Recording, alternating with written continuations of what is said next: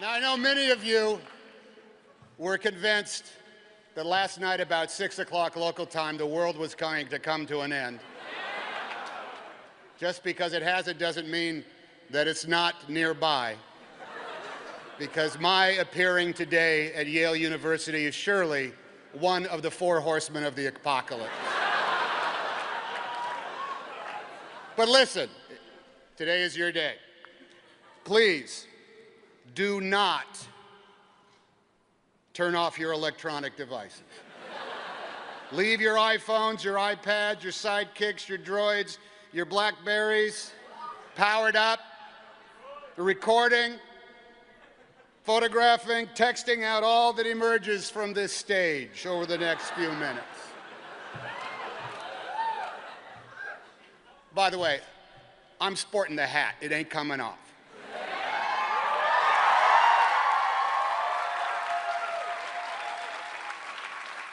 You know, later on today, you can compare your tweets and your Facebook comments with those of others to figure out if anything memorable went down. Hey, you know what? Tweet that last sentence I just said.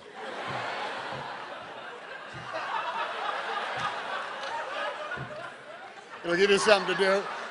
Give you something to do and let your friends know where you are today.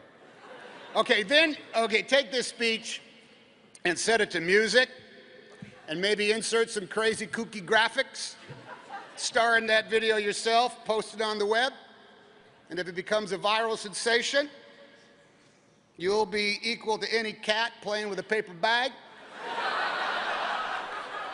Any set of twin toddlers talking gibberish to each other. As popular as that cute girl that sings about Fridays. Hey, you could be the next Sam Sui.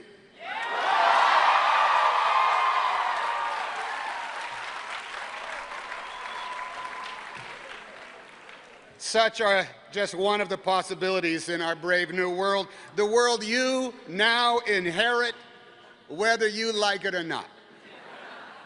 The jig is up. The clock has run out, and the future with a capital F now rests with all of you in your goofy hats. And all because you went to Yale.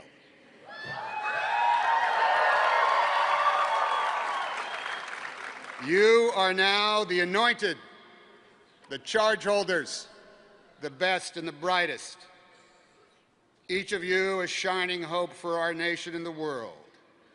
You are the new wizards who can finally make sense of all the delta vectors and square roots and divided bys in the theorem that we call the human race. The generations before you came of age took on the job.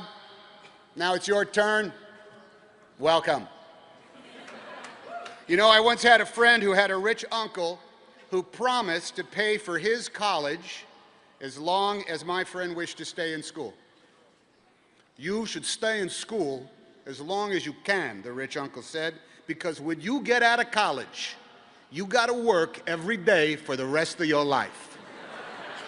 And you all will come to understand what that rich uncle meant, just as surely as you will someday wonder where the hell you put your reading glasses and yell at your own kids to turn the damn music down.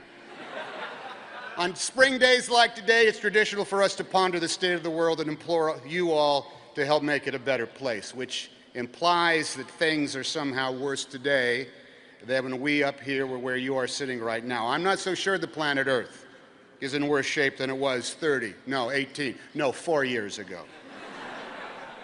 But that's not to say it's in better shape either.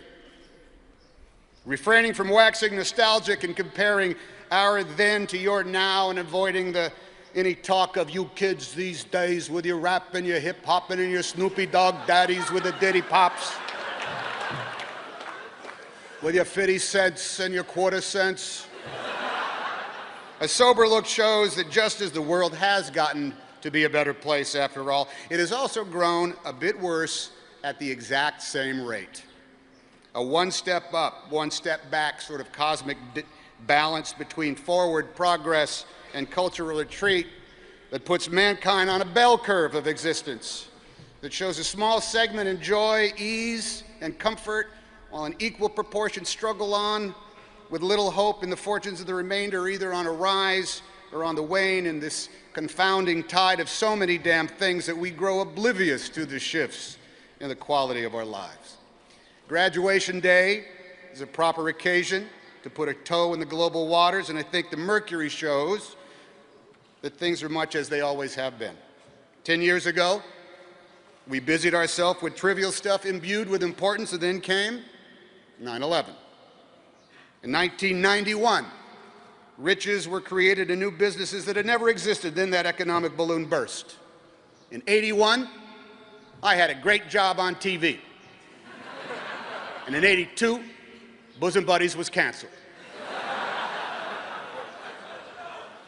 In 71, color TV in more living rooms than ever showed young Americans still fighting in combat in Vietnam, and in 61, satellites beamed live images around the world for the very first time, but those images were of the building of the Berlin Wall.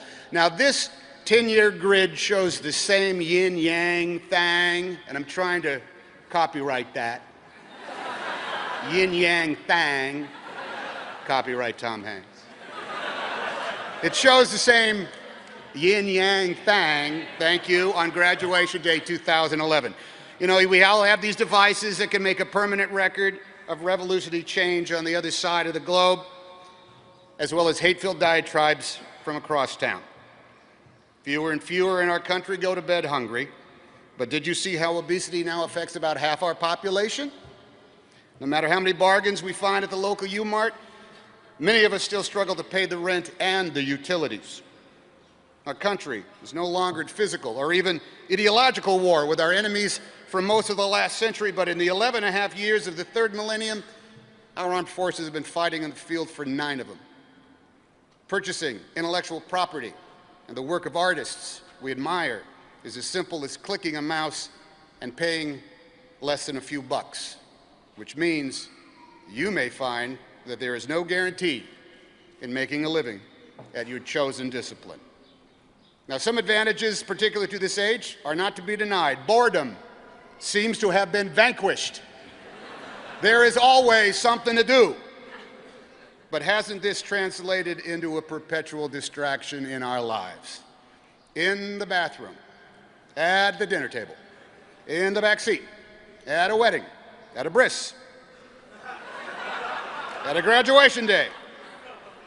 There's always something to check, something to tweet, something to watch, something to download, something to play, something to share, something to buy, something on our voicemail, something to yank at our attention span, and it's all in the palm of our hand for a small monthly service fee.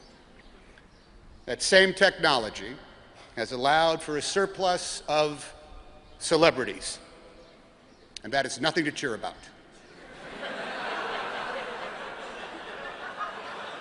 Anyone, although that's Sam Sui, he rocks.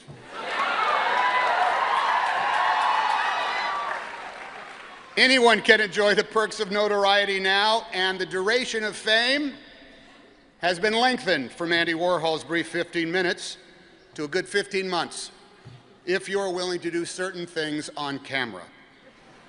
Though Orwellian language is often the vocabulary of official newspeak, his boogeyman that was the all-seeing Big Brother has never emerged, unless you live in North Korea, or run a red light in Beverly Hills, or shop online, or have done something stupid in the wrong place at the wrong time in front of someone with a camera in their cell phone, and that is everybody. So, pardon my junior college Latin, the vulgus populi has become the all-seeing state, and if you cross it, Google search will forever display your screw-up. So actually, there is a Big Brother. But he's not a malevolent fiction. He's actually all of us, and he lives in our search engines. So no matter how many times I do the calculations, I come up with a social draw. The positives balance the negatives. The X's equal the Y's. And our hopes weigh as much as our fears. But I hesitate on that last one because fear, good Lord, fear is a powerful physiological force in 2011. We here up in the stands and surrounding you graduating class look to you as we do every year, hoping you will now somehow, through your labors, free us from what we have come to fear, and we have come to fear many things. Fear has become the commodity that sells as certainly as sex. Fear is cheap, fear is easy. Fear gets attention. Fear is spread as fast as gossip and is just as glamorous, juicy, and profitable. Fear twists facts into fictions that become indistinguishable from ignorance. Fear is a profit-churning go-to with the whole market being your whole family. You know, sitting in the house one day watching the game on TV not long ago, along came this promo for the local nightly news. Are our schools poisoning our children? That story in summer's hottest bikinis tonight at 11. In that I had school-age kids at the time, I feared that they were, in fact, being poisoned at school, and summer was still a few weeks away. So I tuned in to get the scoop, and the actual news stories of that news broadcast was this: a certain supply of hamburger was found to have a bit too much of a particular bacteria in it, and for safety's sake, was being taken off the market. That same hamburger was slated for sale to an out-of-state school system for its cafeterias, but it was recalled in time. So answering that news program's own question in, no.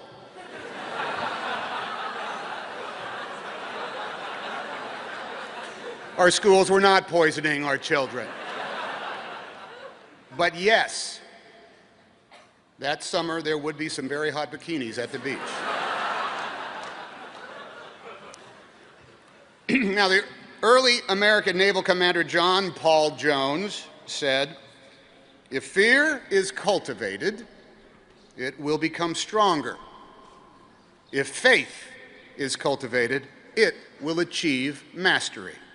And this is why I am a big fan of history, because observations in the American colonies over 200 years ago by a compatriot of Nathan Hale, who lived in that building right over there,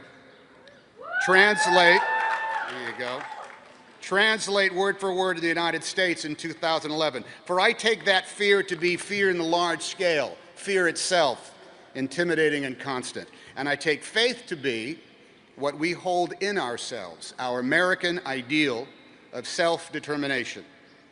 Fear is whispered in our ears and shouted in our faces. Faith must be fostered by the man or woman you see every day in the mirror. The former forever snaps at our heels and our synapses and delays our course. The latter can spur our boot heels to be wandering, stimulate our creativity, and drive us forward. Fear or faith, which will be our master?"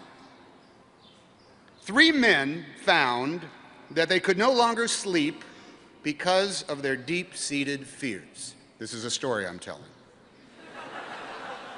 Their lives were in a state of stasis because of their constant worries. So they set out on a pilgrimage to find a wise man who lived high in the mountains, so high up above the tree line that no vegetation grew, no animals lived, not even insects could be found so high up in the mountains in that thin air. And when they reached his cave, the first of the 3 said, "Help me, wise man, for my fear has crippled me." "What is your fear?" asked the wise man. "I fear death," said the pilgrim. "I wonder when it is going to come for me." "Ah, death," said the wise man. "Let me take away this fear, my friend. Death will not come to call until you are ready for its embrace. Know that, and your fear will go away." Well, this calmed that pilgrim's mind, and he feared death no longer. The wise man turned to the second pilgrim and said, "What is it you fear, my friend?" "I fear my new neighbors," said the second pilgrim. "They are strangers who observe holy days different than mine. They have way too many kids, and they play music that sounds like noise." "Ah, strangers," said the wise man. "I will take away this fear, my friend. Return to your home and make a cake for your new neighbors. Bring toys to their children. Join them in their songs and learn their ways. And you will become familiar with these neighbors and your fear will go away. Well, the second man saw the wisdom in these simple instructions and knew he would no longer fear the family who were his neighbors.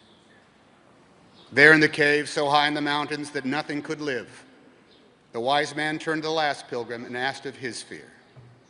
"O wise man, I fear spiders.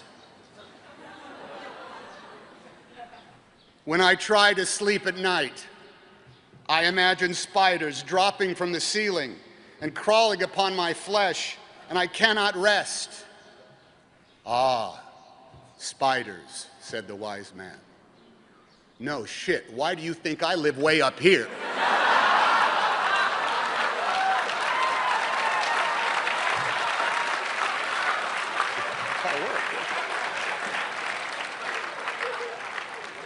Fear will get the worst of the best of us, and peddlers of influence count on that.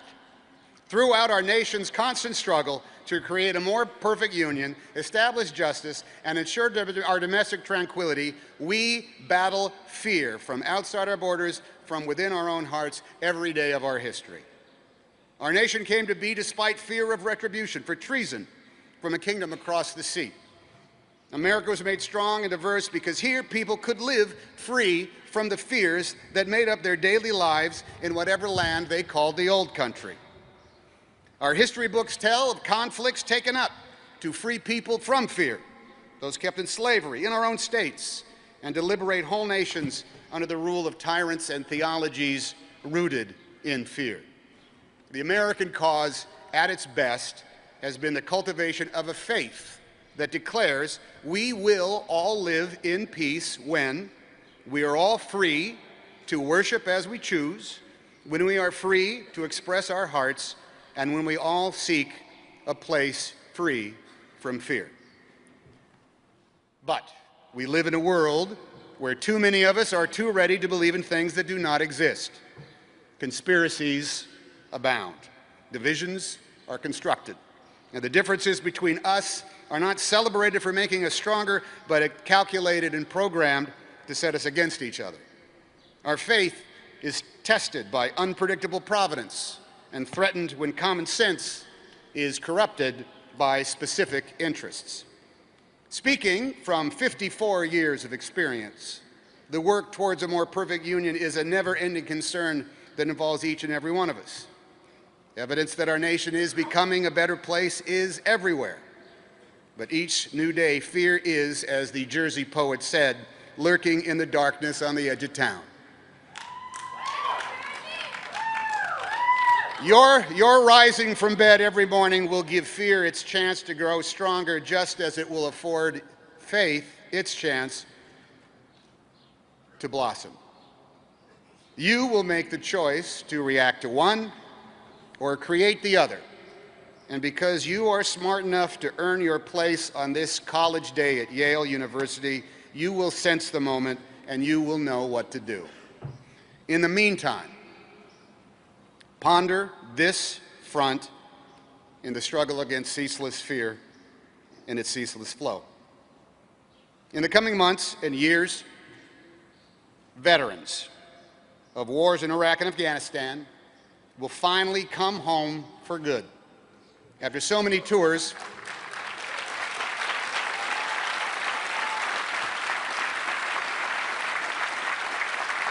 and we know this. And we know this. Some, after many tours that wore on the body, ate at the soul, and spilled a great portion of their lives. For all of them, after a long time spent far away in the harsh realm of war. And they returned different from what they were when they left.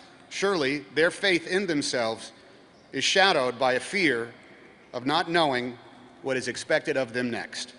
Now, no matter what your view of those wars over there, you can affect the future of our nation right here by taking their fears head on. You can imprint the very next pages of the history of our troubled world by reinforcing the faith of those returning veterans, allowing them to rest, aiding in their recovery, if possible, their complete recovery, So let those of us who watched and debated their long deployments serve them now as they served when they were asked and as they were ordered. Let's provide for them their place free from fear by educating them if they can learn, by employing them as they transition from soldier back to citizen, and by empathizing with the new journey they are starting, even though we will never fully understand the journey they just completed. We all will define the true nature of our American identity, not by the parades and the welcome home parties, but how we match their time in the service with service of our own. Give it 4 years. As many years as you spent here at Yale, in acts both proactive and spontaneous, and do the things you can to free veterans from the new uncertainty that awaits them, from the mysterious fears they will face the day after they come home.